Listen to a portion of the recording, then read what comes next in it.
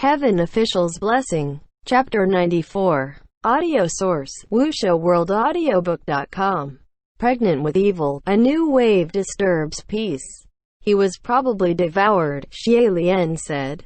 That wealthy merchant shuddered. Devoured? Xie Lian nodded. That wealthy merchant was panicking. Then, Dao Zhang, what should I do now? I've got another mistress who's pregnant. What if that monster comes again? There was another pregnant woman in this household. Xie Lian raised his hand.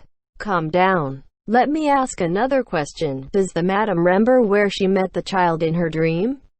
That wealthy merchant said. She said it was hazy, but it seemed to be a large mansion, but she doesn't remember much else. It was only a dream. Who could remember anything so clearly? Then he gritted his teeth. After over 40 years, I'm finally expecting a son. What misery. Daozhang. You will catch and kill that monster, right? I can't let it harm any more of my family. Don't panic, Xie Lian comforted. I will do my best. That wealthy merchant was joyous and he rubbed his hands together. Good. Does Dao Zhang need anything? Any sort of compensation won't be problem. Xie Lian declined, however. I don't need any compensation, but I do have a few things I'd like to request your help for. First, please find me a set of casual women's clothing. It has to be loose enough that men can wear it, and also, I'm afraid I will need a lock of hair from the expecting mistress for drawing spells. That wealthy merchant gestured to the servants.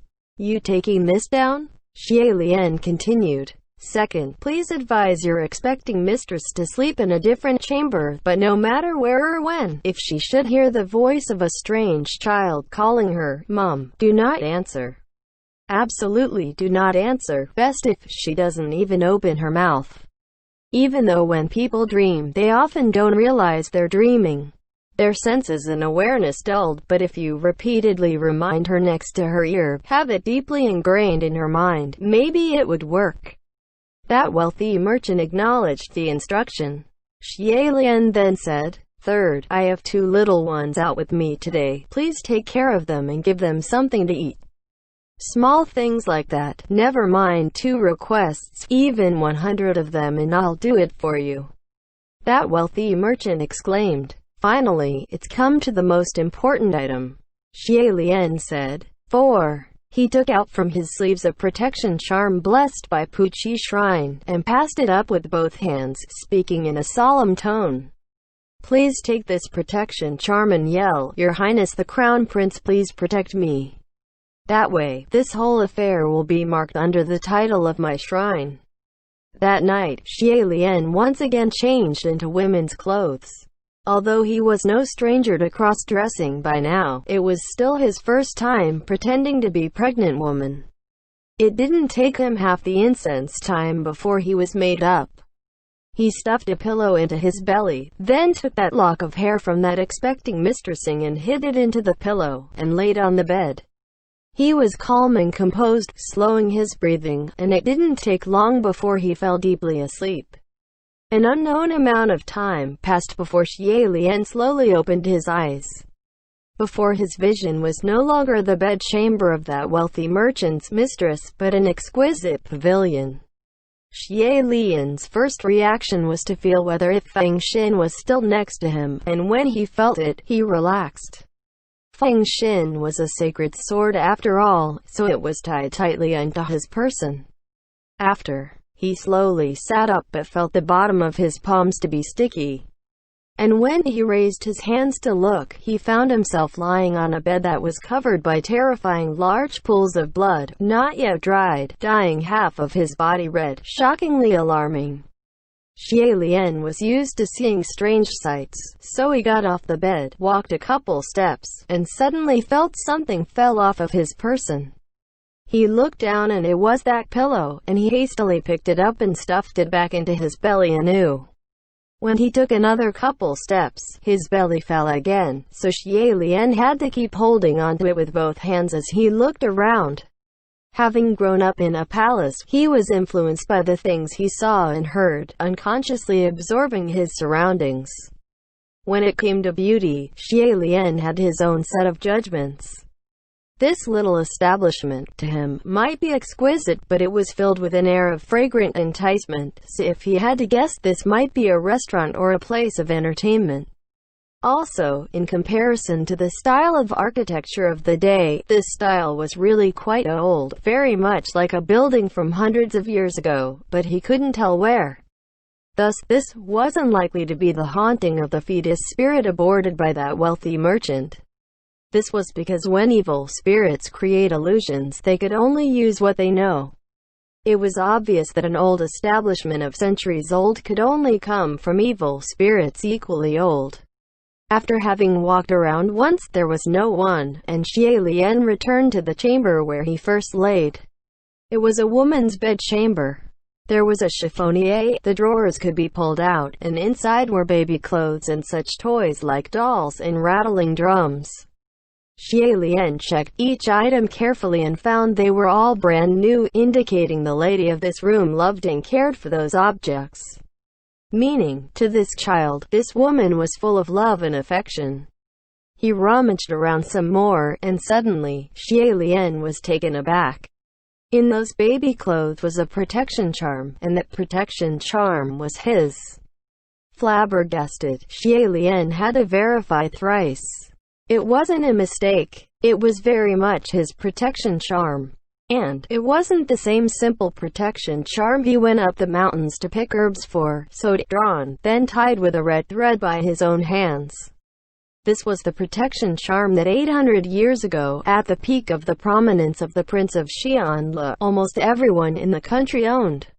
The material and designs were all intricately elegant, and where it came from, whether if it's been blessed, were all there. Could it be the lady owner of this establishment was once his worshipper? Just then, in the dead silence, Xie Lian suddenly heard a series of tee-hee sniggles. It was the sniggles of that baby, extremely abrupt, and it echoed everywhere, its whereabout obscure. Xie Lian didn't move or react, but his mind was racing. That voice sounded familiar. Where had he heard it before? Just where? Then it hit him, and in his mind rang the voices of a small child. New bride. New bride. New bride in the new red palanquin. Brimming tears, through the mountain pass, smile not under the bridal veil. It was the voice of that child spirit he heard at Mount Yuzhen when he was in the palanquin. When Xie Lian snapped out of it, the laughter of that child spirit also came to an abrupt stop. He turned around swiftly but saw no shadows. After the affair of Mount Yuzhen had passed, he'd also asked after the child spirit in the spirit communication array. But back then everyone told him there was no child spirit or anything of the sort to be found on the mountain, and it was only he who heard that child spirit's voice. Yet now, this was the second time this child spirit had appeared before him, so was this a coincidence? Or was it intentional? That child spirit stopped laughing, and called out, "Mom." This "Mom" came from somewhere close, but Xie Lian couldn't figure out where it came from. He stood there unspeaking, holding his breath, his ears intent. After some silence, the voice of that child called out again, "Mom, hold me." This time, Xie Lian finally figured it out. That voice came from his belly. Xie Lian had both his hands holding up the fake belly, and it was only now that he astonishingly realized that without knowing when, the pillow in his hands had become heavier. He smacked it once soundly, and a lump of something came tumbling out of his clothes, seemingly to be a palish white little child, spewing something out of its mouth before scrambling away into the darkness and disappeared. Xie Lian rushed up to see, and the things it spewed out were some lumps of threads and a lock of black hair. It seemed his illusionment spell worked. That little ghost had wanted to devour Xie Lian's child, the way it did that pregnant woman's, but instead it devoured the cotton stuffed in Xie Lian's robes. Soon after, Xie Lian heard that thing cry sharply again. "Mom." No matter how it called, how pointedly it cried, Xie Lian still held back, never opening his mouth. He determined that the child spirit was a fetus spirit, and this chamber was it, or its mother's room where they once lived. evil spirits took the form and age of when they died. Yet, it had mostly shown itself as a cloud of black smoke or a blurry white shadow, which meant the spirit itself didn't know how it should look like, so it had no proper form. Also, the baby clothes in those drawers clearly hadn't been worn yet. Plus that terrifyingly large pools of blood on the bed. Xie Lian deduced that the lady of this chamber must have miscarried, and her unborn child already had shape then and retained a little bit of its own conscience. After becoming a fetus spirit, it wanted to return to its mother's belly but ended up knocking on the doors of the madam of that wealthy merchant. When it called out, "Mom," in that woman's dream, it was the wrong move for her to open her mouth to acknowledge it. It must be said that the bond between mother and child were special, and the acknowledgement was a form of permission. When she opened her mouth, she gave that evil thing the chance to enter, and the little ghost snuck in, slid into her belly, and devoured the fetus that was originally there, a cuckoo in the nest. Xie Lian might be a man, but he wasn't very sure whether if he opened his mouth the child spirit would also take the chance to sneak into his belly. Just in case, he'd best keep his mouth shut. Thus, keeping his lips tightly sealed and gripping Feng Xin in hand, Xie Lian searched for traces of that child. Xie Lian possessed an exceedingly strong instinct when it came to danger, something that was refined through thousands of battles. Without needing to look clearly, as long as he had a hunch where it was, he'd thrust his sword, and he'd hit the mark 9 out of 10 times. Although in the illusion created by that child spirit, Xie Lian's strikes were weakened, but after getting struck multiple times it was probably feeling rather choked up too. After a while, Xie Lian suddenly felt a sharp pain on the bottom of his foot. It seemed he stepped on something extremely sharp, and he paused slightly. That child spirit saw him falling for its trap and let out short spurts of sly cackles. The voice was tender, but it shouldn't have come from a small child, more like a malicious grown man, the contract sharply distinct, making one's blood run cold. However, Xie Lian's face never even twitched, and he didn't stop in his step. He flipped his hand and struck out the sword again, jabbing right on target. That child spirit yelped in pain, having burned himself, and hid far, far away. Only then did Xie Lian take a look down to glance under his boot, and turns out he stepped on a small, thin needle that was stood straight up. It was obviously placed by that child spirit on purpose, and it seemed it was hoping for Xie Lian to cry out in pain. However, it miscalculated. Xie Lian was very good at tolerating pain, and never mind stepping on a needle. If his leg was clamped by a large snare, he wouldn't utter sound if the situation called for it. That tiny little needle was deeply ingrained, and Xie Lian had wanted to pull it out at first. But since that child spirit ran away after having devoured nothing, he was afraid it'd take this chance to escape and go harm others, so he chased after it out of the chamber with that needle still stuck in his foot. After a while he stopped feeling the pain and ran like the wind. There was no sight of that child spirit anywhere in that building, and Xie Lian was just feeling baffled. Did it actually become scared of my attacks? When just then, a window not far away opened by itself without a breeze. Xie Lian immediately rushed over and approached, but then was shocked by what he saw. Outside the window there were no sights of streets, no mountains, no pedestrians, only a deep, bottomless lake. On the other side of this lake was a house, and in that house sat 2 small children. It was Leng Ying and Jiu Zi who were sitting at a table eating. Yet, they didn't notice at all that just above their heads was a thick black swirl of smoke, tee-heeing and cackling, crying crisply, "Mom! Mom!" Xie Lian's heart instantly dropped. His hands gripped the windowsill, about to call and warn them, but then he remembered not to open his mouth and forced his voice back down. Although this was nothing more than that child spirit's illusion. But he didn't know whether if Leng Ying and Jiu Zi were really pulled in, and if so, then any harm that happened to them here would affect their real bodies. He wanted to find a vase or something to throw over as a warning, but he couldn't even find anything. Tables and chairs wouldn't fit through the window, and then there was that lake between the two buildings. So did this mean we had to swim over? Just then, Guz, looking tired, yawned. That cloud of black smoke gathered and looked as if it was about to sneak into his mouth. The defenses of children's bodies were very weak. Even without permission, maybe that thing can intrude, and Xie Lian had no time to think about swimming. In a split-second decision, he shouted, "Close your mouth. Run." The moment the words came out, Lang Ying and Guz jolted and closed their mouths in surprise, leaping to their feet. That child spirit, however, had suddenly disappeared, and the next second, a cloud of black smoke exploded in Xie Lian's face. Even though Xie Lian closed his mouth a moment, he shouted. He could already feel a stream of cold air going down his throat, that black smoke entering his stomach, his innards freezing as if everything would be frozen in a second.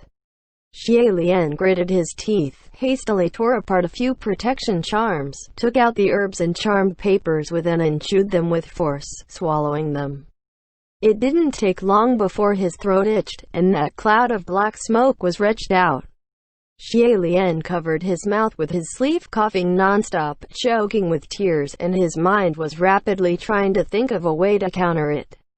After that cloud of black smoke was puked out, it still swirled and clung on to him relentlessly.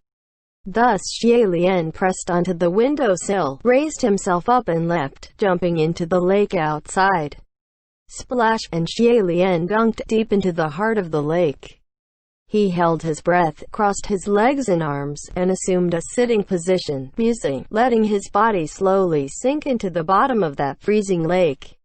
Once his heartbeat returned to normal, he looked up and could somewhat make out that black fog swirling above, sealing the entire surface of the water. Once he emerged, he must take in a deep breath, and should he inhale, then he'd for sure suck that child spirit into his stomach. If a full-grown man was to have a giant, swollen belly, it definitely wouldn't be very funny. However, jumping into the water was only to give himself some time to think. It didn't take long before Xie Lian came up with an idea and thought, so what if I swallow it? I'll just swallow Feng Xin too after. He had also learned that trick when he performed on the streets, and although it might hurt, but whatever, as long as the child spirit could be captured. His mind made up, Xie Lian released his arms and started swimming to the sides. However, muffled, deep sound of sloshing water came from above, and suddenly, a vast burning, vivid crimson red appeared before his eyes. Thick, winding raven-black locks filled his vision, splashes and air bubbles bubbled furiously, and nothing could be seen. Xie Lian blinked, trying desperately to strip away the thousands upon millions of crystal-like bubbles. But then, he felt a pair of strong arms. One hand circled around his waist, and the other grasped his chin. In the next second, something cold and soft covered his lips. End chapter.